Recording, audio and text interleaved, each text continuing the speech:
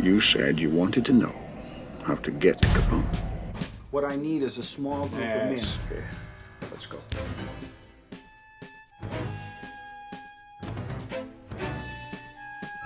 You just joined the Treasury Department. You carry a badge? Yes. Carry a gun. Nobody move! This is a raid!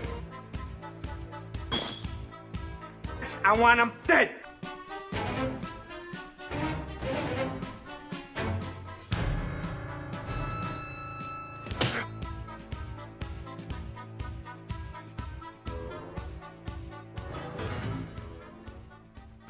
Here endeth the lesson.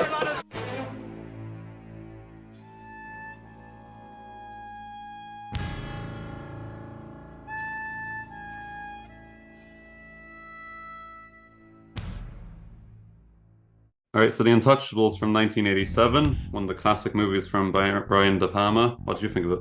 I thought it was an amazing movie with a great cast of characters, a fantastic plot. Yeah, it was a starting movie for a lot of the cast here. Nowadays, we'd look at this and we'd be like, that's an all-star cast. And it wasn't a small cast back then, obviously, with Robert De Niro and Sean Connery. But this was one of Kevin Costner's first big movies, and it was kind of Andy Garcia's like kickstart to his career as well.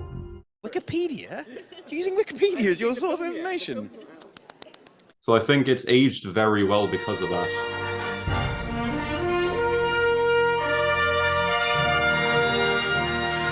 Okay, so the movie opens, obviously, with the British press interviewing Al Capone. I didn't particularly like it. I understood that it was building up Al Capone's light with the media and they were given some context, but I did not like Al Capone as a character, and I didn't enjoy him. I do think that Robert De Niro does something that very few actors can do, where he's able, through very small glances and flinches, to portray a lot. When he makes everyone in the room flinch with that sudden action after the razor nicks them, I think does a good job very quickly portraying Al Capone. This guy knows how to act in such a way so subtly that you can't see it while you're shooting it. He's one of our best actors, you know. And then, what did you think of the little girl dying in the opening? I thought it was a real interesting scene. It was definitely a surprise to me when I first seen it. It really does set off a big impression in your head. But it does a good job in providing motive for Ness. I also thought it was rather interesting, that scene, as there was no music. Okay, so when Eliot Ness is introduced, we see that he's kind of a stiff character. He comes across as kind of awkward. We don't really think of him as a leader. I do find it quite interesting how he just cannot invoke the confidence of his own men. Kevin Costner said that one of the toughest things he had to do was you have to play a character who's doing a lot of cool things, but you try not to make him flashy. You got to make him seem ordinary. And I think he does a good job, the reporter guy. I did like how he turned up to the raid. But it also did a good job of showing, at the time, Ness was sort of narcissistic. He did want popularity. He was hoping that he would be praised for a great raid. And it all goes in his face. Let him through here. You want to take your picture? Take it now. So what did you think of Malone and Ness's first meeting on the bridge? I think anyone who sees Sean Connery in the movie instantly smiles because it promises satisfaction, and Malone is such a great character. And Sean Connery does a great job of showing kind of an old dog teaching the new dog tricks. And you also portray how he is so wise so quickly. Malone refers to That's the Chicago way. and it kind of shows his experience where he's got a name for the sort of tricks you need to have. So then he offers Malone the job the next day, and he rejects it. I think it's actually rather interesting, as Malone currently only wants to survive. You know, he doesn't care about taking down Capone. I'm asking you for help. Well, that's a thing you fear, isn't it? I just think it got more important to me to stay alive. So then he meets Wallace, who initially he doesn't like because he thinks that Wallace, some accountant who's got the wrong idea completely, won't help. Like my methods. You think I'm an accountant. A bean counter, more interested in my numbers than your instincts. The thought had occurred to me. So then they go to the church, and it's a fantastic moment between him and Ness where he says to him, like, What are you prepared to do? Everything within the law. And then what are you prepared to do?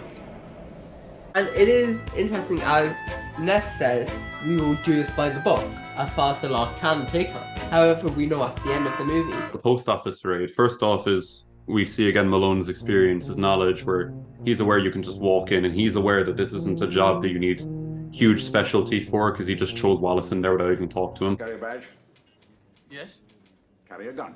But then you can see the little smile that he gives, because obviously he's spent a long time working and he's never done this before. You see, he's always wanted this sort of moment. Criminal officers! Get your hands in the air! Nobody move! This is a raid! You got a warrant. Sure, here's my warrant. Oh! Oh! How do you think he feels now? Better or worse? And I think as well it's important to talk about what happens to the manager of the post office that we see in the next scene, where everyone in the room is shocked except for Frank Nitti, which first off does a good job of establishing what sort of character he'll be. But we see both accountants are terrified of Capone now. But there's a really good shot where it zooms out on the body and you just see it bleeding on the table. I think this movie does a fantastic job of reminding us of the impact of death, and it really does leave us to, the moment to sink in. I think though Ennio Morricone's score does a fantastic job as well. Oh, the score was amazing. Obviously, Nitti goes to Eliot Ness's house. Trick or treat! And we kind of raises the stakes more so, because these are people who aren't in the job. And it also brings up the fact with the little girl's death at the start. You know these men are capable of just killing the innocent. Yeah. And then Malone comes and he obviously says the famous line. That's the second rule of police work. If you want to keep a secret, don't tell the boss. I just thought it was kind of funny how the Canadians decide to stop that, even though it's perfectly legal in their country. It's also kind of interesting how Ness is very particular with his speech, where he's like, Many things are half the battle. Losing is half the battle. Let's think about what is all the battle. Let's take the fight to them, gentlemen. and I don't think he's motivated anyone there either. But then in the sort of safe house where they're observing from, you see Malone's able to organize the group, no bother, and he gets everyone calm and ready for the mission. Yeah. And what I also kind of liked is how the raid almost failed. That struggle though also goes to show how capable the individual members in the Untouchables are, because even Wallace then is able to kill a few guys. Yeah. And Stone did absolutely nothing. So he's holding a gun when he walks this close to him and goes, Tough guy! he's supposed to knife him on the inch to kill. It's 200 points. And then we see another bit of trickery from Malone where he shoots the corpse. I really did like that scene. It's such a cool moment as well where the Canadian Mounties like to him. Mr. Ness!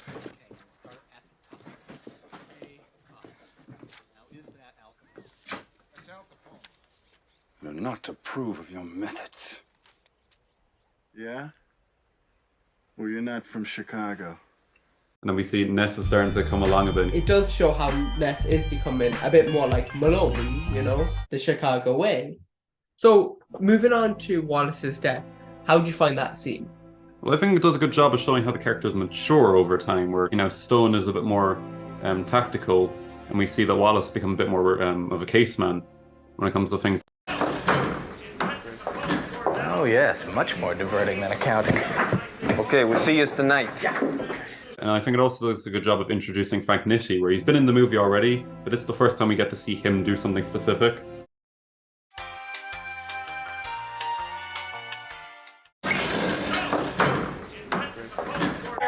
When he sees coercion, when he sees crime, he can say, I will speak up.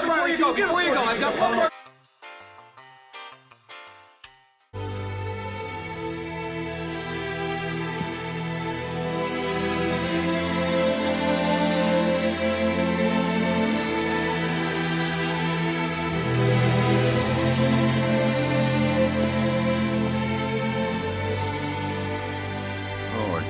Jesus. I truly just loved this scene, as it was one of the first Shocking. Positively shocking. scenes that there was. And when you see the bloody letters on the wall, touchable, you start to realize that if it hadn't been for Ness's desire to do it the right way, that this wouldn't have happened. And then you see the chief of police afterwards looking out because he'd known beforehand it was going to happen. And it's the first time you realise the chief of police is dirty, When Ness is looking at the body, he's starting to realize, he had brought Wallace into this, him and Malone. and it weighs heavy on him, and you see straight away he storms off to Lexington Hotel. And it was very much Wallace and Malone, Ness and Malone brought Wallace into it. He didn't really have a choice. Malone just gave him the gun and told him to come along. Carry a badge? Yes? Carry a gun. Malone comes in and then he says to him, just stall the DA and I'll handle the rest. And I did like the fight between the two of them, because it's not the normal action hero amazing fight. It's a very dirty, grimy fight, you know what I mean? It's two out of shape older men. I think there's nothing like 10 years and 20 pounds ago. I do think, though, it gives us another reason to hate Frank Nitti and Capone, where then when he reports the news to Capone, we get this contrast where it's Malone bleeding out with very solemn music, and you have Capone laughing to himself during an opera. How did you find the train fight? It does an amazing job of showing suspense and utilizing the score to its advantage, where dozens of people enter the train station. We're not sure it could be any of them. You really do feel like any one of them could die in that scene. Ness has got absolute confidence in Stone to make the shot. He just says, You got him? Yeah, I got him.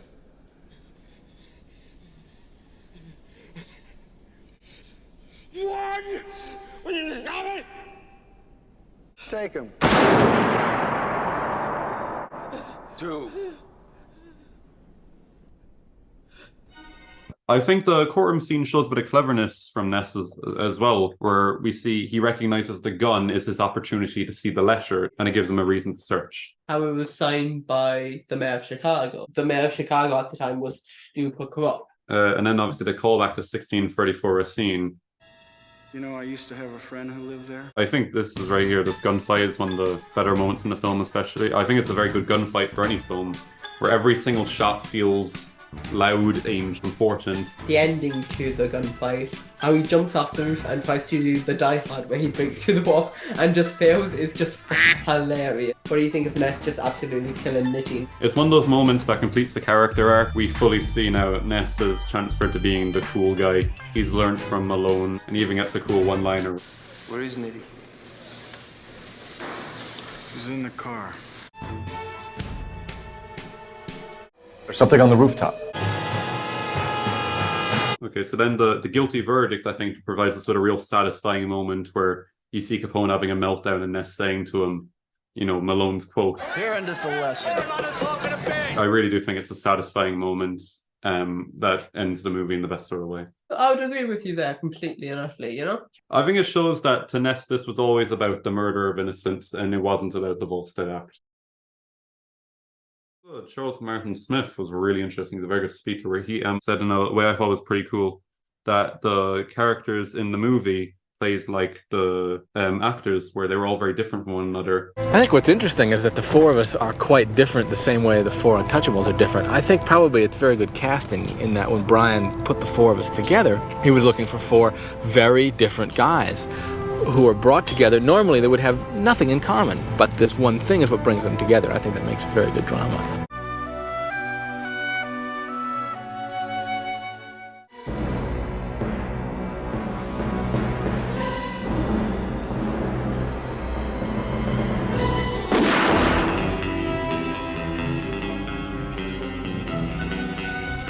So Kevin Costner making his sort of, star debut. And we see the deaths kind of, I think, spur his big turning points in the movie.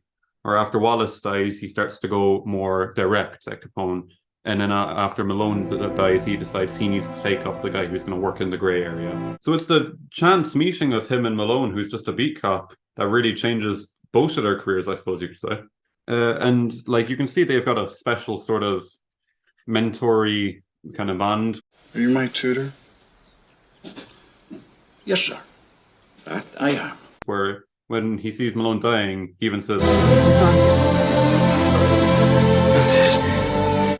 Wallace dying was important to him and he felt it, but Malone dying it's like instrumental to him. But then when Malone's dying, he says to him, Sir, what are you prepared to do? What are you prepared to do? Everything within the law. And then what are you prepared to do? Stitches and standing in the rain.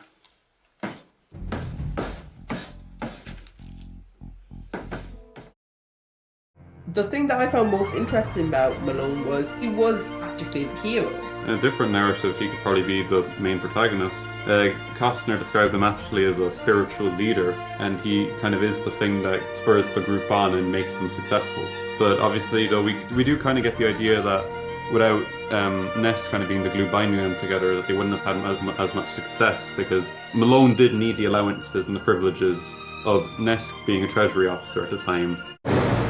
Criminal officers! Get your hands in the air! Malone pulls out a bat, and Stone pulls out a gun.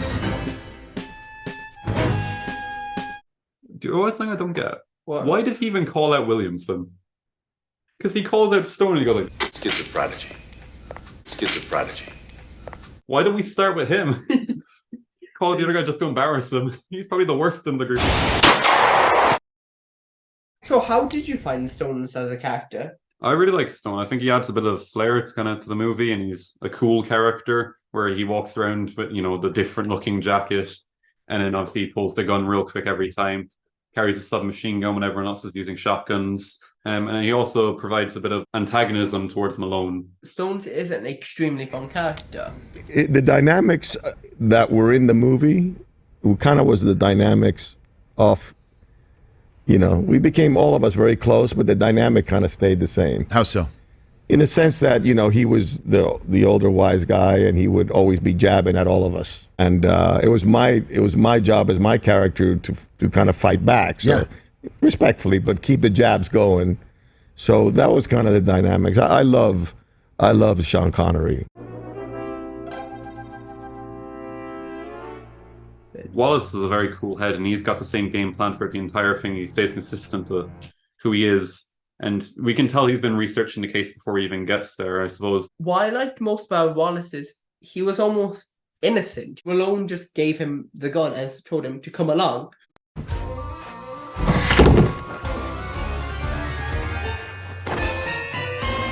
It's great though to see the smile on his face when he's riding the horse in, and then when he's shooting the gun. You can tell he does really enjoy the practical work of police. And then when he looks around and he takes the drink without anyone knowing. Yeah.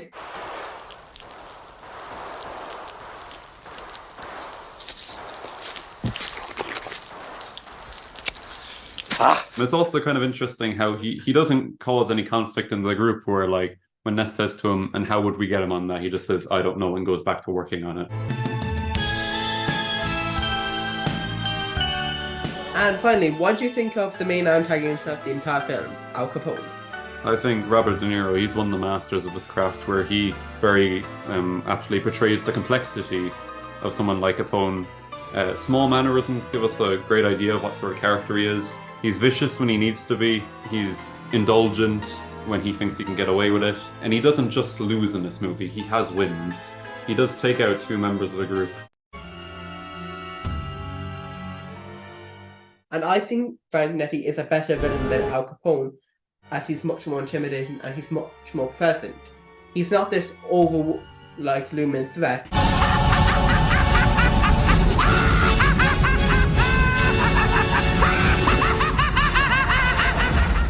Frank Nitti's definitely an effective character though. Billy Drago's fantastic casting because, not to be rude, but his physical appearance is kind of scary, and he looks like the sort of character that he'd be. And then when he's always wearing the white suits with the slick back hair, and then you see him not reacting to the violence and causing his own violence often, I think Frank Nitti's a very good character. Yeah, and Billy Drago, his career after this is very much in those roles where it's like Delta Force 2 and the invasion of the USA.